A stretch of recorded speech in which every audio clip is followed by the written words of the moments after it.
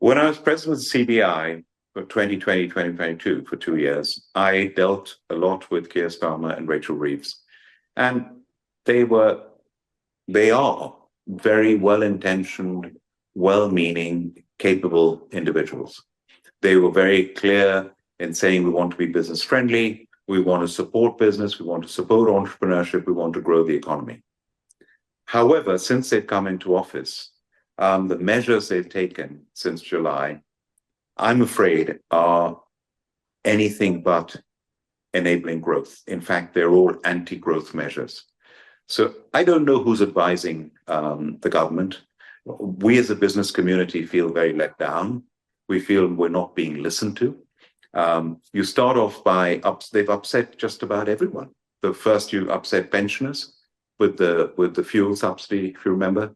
That's one of the measures they brought in. Then private schools, parents who want to send their children to private schools, armed forces officers whose children go to private schools out of necessity by imposing the VAT.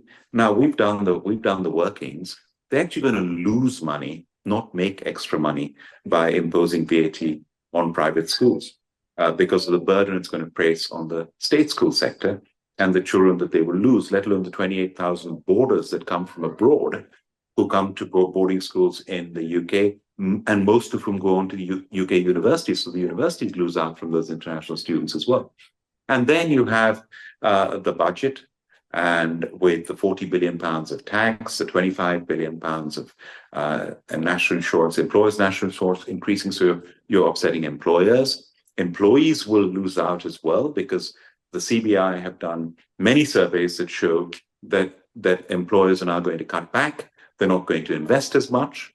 So who's going to lose out on that? The workforce loses out on that as well. And then you upset family firms by bringing in the business property relief. You've got 20% tax there now. You upset farmers. You've got the actual property relief. You've got 20% tax over there. And then on top of that, you're bringing in employment regulations that make us less flexible as a labor force and less competitive with countries like France, where we've always had that advantage of having a flexible labor force by bringing in employment regulations, which have been estimated to going to cost business an extra £5 billion. So it's one thing after another where the measures they've taken are not going to generate the growth that this government wants. And I've said to them time and again, be like Tony Blair and Gordon Brown. They were the most business-friendly government I've ever worked with in my 3.5 decades in business. If you look at what Margaret Thatcher did in transforming this country to a country of entrepreneurship and aspiration and opening up the City of London and opening up the British economy from being a sick man of Europe, since then you've had all businesses have been pro-entrepreneurship.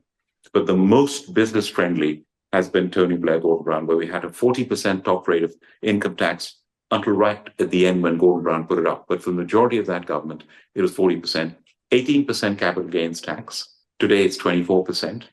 And entrepreneurs' relief of £10 million, it's £1 million.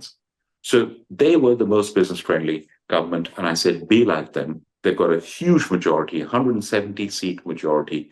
They could be bold. They could reduce taxes to generate growth. And unfortunately, they're not doing that. And I just wish and implore them to listen to business, work with business, and together we can generate the growth and increase in productivity that this country desperately needs.